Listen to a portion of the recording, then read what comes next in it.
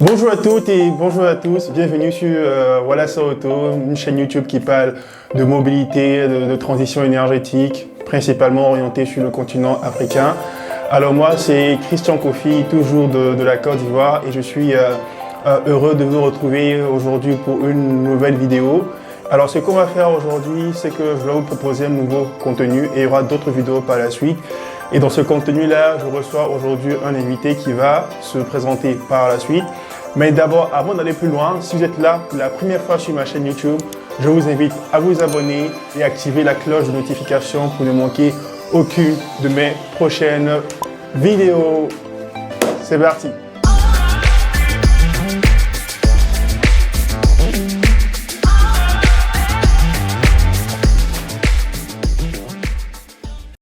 Donc, comme je disais tantôt, j'ai une invitée qui s'appelle Johanna. Ok. Donc, on va être un peu plus sérieux là maintenant. Je vais lui demander en fait de se présenter et après on rentrera dans le vif du sujet. Bonjour, merci pour l'invitation. Je suis très heureuse d'être ton premier. Nous aussi. Et moi, je m'appelle Johanna, je viens de l'Allemagne. Oui. Je suis d'origine congolaise, RDC. Et je suis... Nous avons gâté pour les Congolais. Il le sait. C'est des gars là, oui. Et moi, j'ai fait de l'économie et du génie civil. Et maintenant, je suis dans un doctorat à Berlin.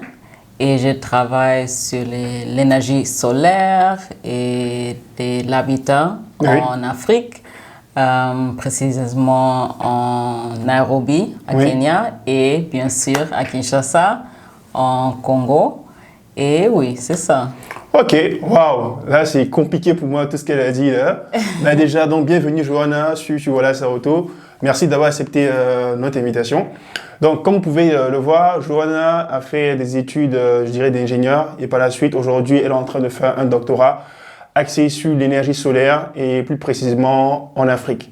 Donc, vous avez deviné le sujet de cette vidéo. On parlera d'énergie solaire et elle va nous expliquer en quoi consiste son doctorat et quel serait l'impact en fait, de ce qu'elle est en train de faire pour nos pays qu'on voit en Afrique. Voilà.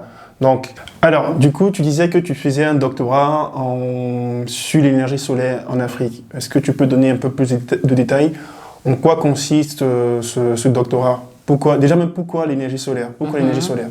Oui, bien sûr. Je dis déjà désolé aux gens. Comme vous pouvez écouter le français, c'est un peu difficile pour moi. Elle parle pas bien le français. C'est un peu difficile. Oui. Ça fait longtemps que j'ai parlé le français. Et comme j'ai fait mon doctorat en anglais, c'est plus facile d'expliquer tout ça en anglais. Ok, ben, du coup, elle va parler en anglais et je vais essayer de traduire le peu que je sais en français pour vous. Allez, c'est parti.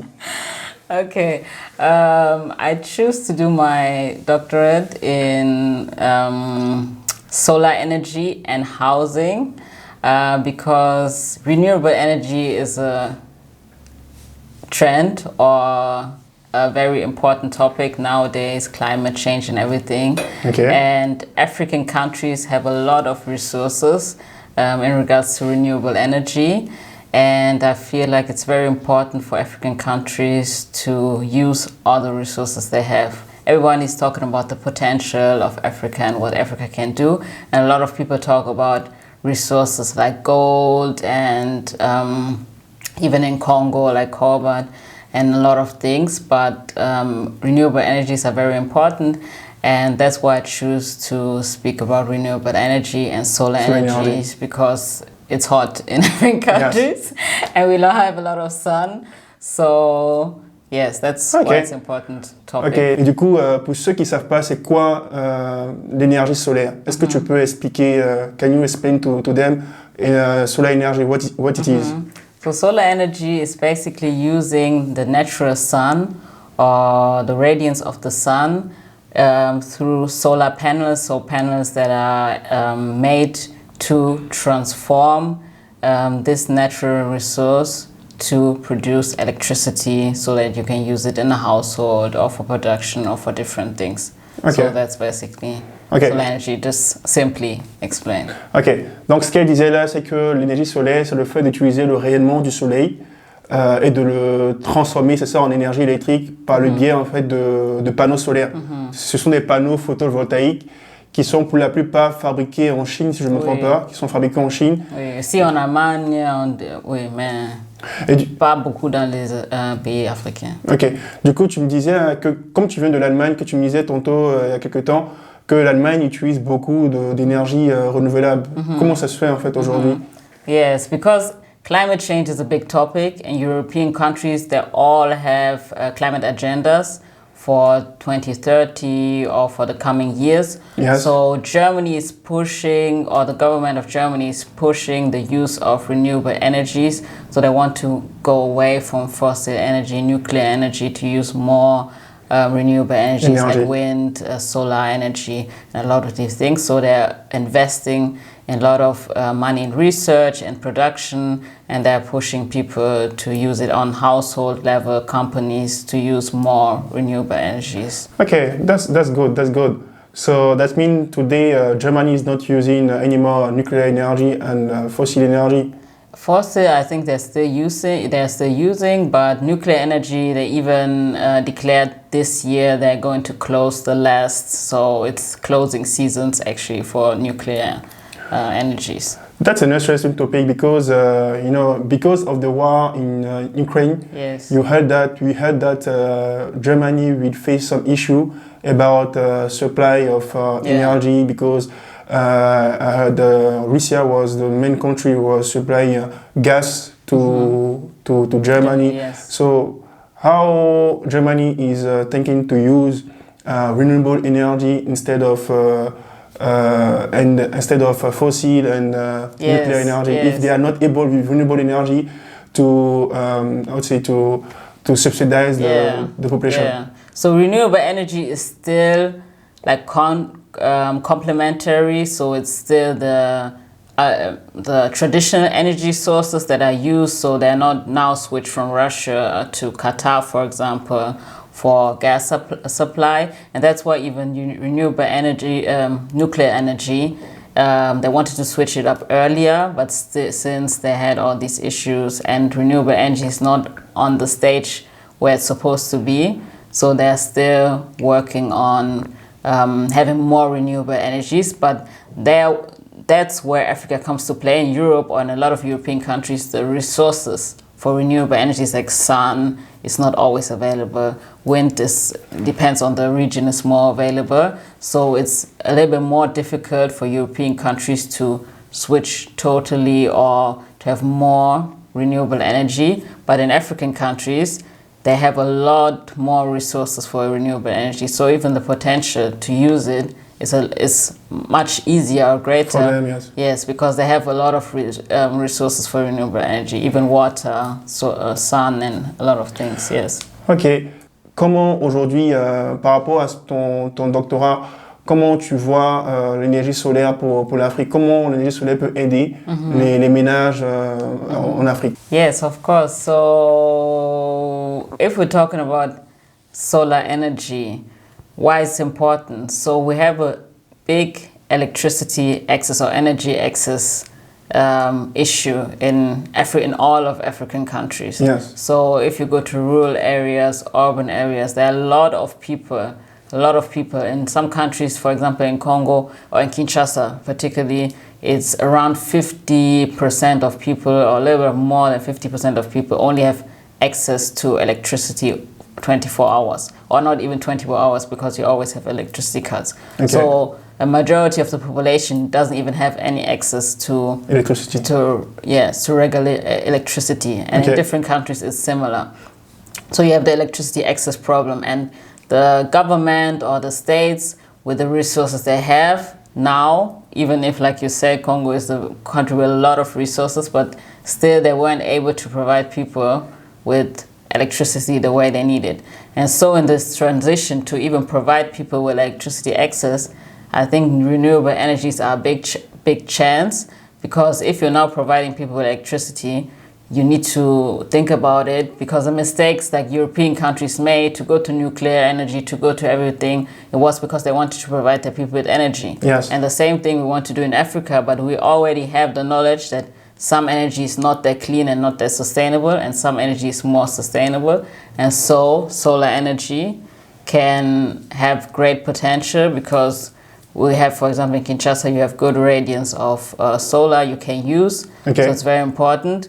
And that's why I think for households, even if you think about how the city is growing, some people live in very rural areas, even in cities, they live far away, the government is not able to supply it. So like we said before, solar panels, everybody can install them. So it can have a great opportunity for people to have electricity wherever they are, and to be a little bit more independent even with their electricity. That's very interesting. And you said that renewable energy can be a solution to help the population which is far away, maybe for the city, to get access to the electricity. That means that we have to have like a mindset to say we have to use a mix of energy. Yes. Not that we have to do a old transition, but we have to mix energy, renewable and fossil for our country, but not switch at all to renewable energy, because renewable energy, even it is clean, but I'm not confident the fact that renewable energy can supply all the demand of all the population all around the world.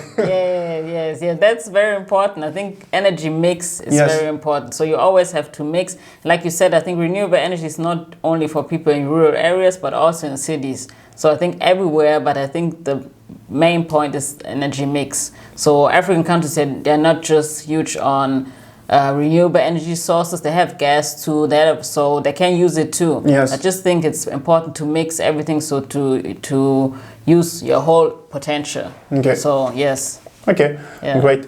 And about your PhD, à propos de ton doctorat, tu fais des déplacements en Afrique, tu pars de temps en temps au Congo, tu as parlé de Nairobi, est-ce que tu pars de temps en temps? So I've been to, so I go to Congo more or less regularly now that I'm older. So I go every 2 years or every year, it depends on the situation. But for my PhD, I already did my master thesis on Nairobi, and I'm planning to do field studies. So I'm planning to go to Nairobi and to Kinshasa, to even whatever I research, to see on field if it's correct or not. Yes. And your research, how it will improve the life of the African? So my research is about solar energy ones and housing the other. So both are big issues in African countries. So housing, because we have everywhere housing issues, people are looking for housing, it's too expensive, it's not good quality, there are a lack of infrastructure access, and solar energy. So I'm looking at how can solar energy improve electricity access to people, so if it's easier for low-income people, and then how it then can improve housing situations. So I really want to go to certain areas, so I'm going to choose certain areas in both cities to look at these areas and to see over time how in places where they already installed, for example, solar energy, and what were the challenges, what were the opportunities, and how did it change people's lives. And like you said, solar energy they can't supply all the people with energy, and still we have to think about people still maybe some people like solar energy to be independent, but some people just want to have electricity that is like the traditional electricity networks. So we have to look at that too. Okay, at the conclusion of your PhD, the outcome is like you are going to improve the access to electricity through the solar energy. And on the other side, you talk about housing. Yeah, housing. So can you explain a little bit, because for my understanding is more access to electricity, but why housing? So that's the question, my PhD, if solar energy can improve electricity access, and housing, why? Because I'm looking at electricity access on a household level. And like here in Europe, for example, housing and infrastructure access is not people don't think about it. If I buy a house or rent a house, water is there, electricity is there, everything is already there. Okay. So we don't think about it. But in African context, there are a lot of people that are renting houses for even high prices, but electricity access is not guaranteed, water, sanitation is not guaranteed. So that's why I'm looking at how does electricity access improve housing quality. Because a lot of people have housing, but they don't even have the access to this. C'est au sujet de la qualité de vie, vivre, de vie en fait, des foyers et tout ça. Ok, donc ça c'est intéressant. Et donc, parlons un peu maintenant de toi personnellement. Tu as fait un parcours technique, c'est ça? Un diplôme d'ingénieur en génie civil. Et aujourd'hui, tu fais un doctorat. Pourquoi tu as fait ce parcours-là? I think I always liked civil engineering, building, or what building or infrastructure or construction can do to a city, to a country. Because I live in Germany, and Germany is known for technical things, and I've seen how construction infrastructure improves the country. And then I did also economy on the side, just to see the economic factors. Yes. So I think that's why I chose it, and I thought that this also can help me if I later want to be an impact, or I want to do something for Congo, even for other African countries. And I think what I learned in these studies and what I learned from Germany, I think I can apply it. Par rapport à ta formation, tu es parti en Afrique, tu as certainement côtoyé des personnes. Est-ce que tu penses que la formation qu'on nous donne en Afrique, est-ce que c'est en concordance avec les besoins de nos pays? That's a good question. I think what I learned from my education here is what they are teaching people. If you go to university or school or do apprenticeship or whatever you do in Germany, they teaching you to look at the problems in Germany and to improve it, or to do something about it. And I think the problem is what is changing now is the education system in a lot of African countries is based on Europe. So they're teaching things that are based on Europe. So that's why people maybe in university, they're learning about problems, but sometimes not problems in their own country, but more, even if you go to history or whatever, they're learning about more European history, more things that are faced to Europe. So it's difficult. So I think it's a little bit difficult for people there then to look at their issues based on the education system. But I think it's changing now, and that's why I think it's very, very important to have collaborations between Africans that live in the diaspora and Africans there, because I think, like, okay, for us we have easy access to a lot of things. Even in research, you have access to journals, to different things. And in my research, I found there are a lot of people in Africa, they have a lot of great ideas and they're doing a lot of great research, but since they don't have the access to publish maybe in all these journals that are here, so maybe it sometimes get lost. And I think if we do collaborations and we exchange ideas, we can do great things. So yeah, I think the education there needs to be focused more on issues in the country. I think a lot of African countries are coming up and doing it. I think countries like Ghana or Ethiopia, they're really coming up with new solutions in their country. And I think even for Congo, I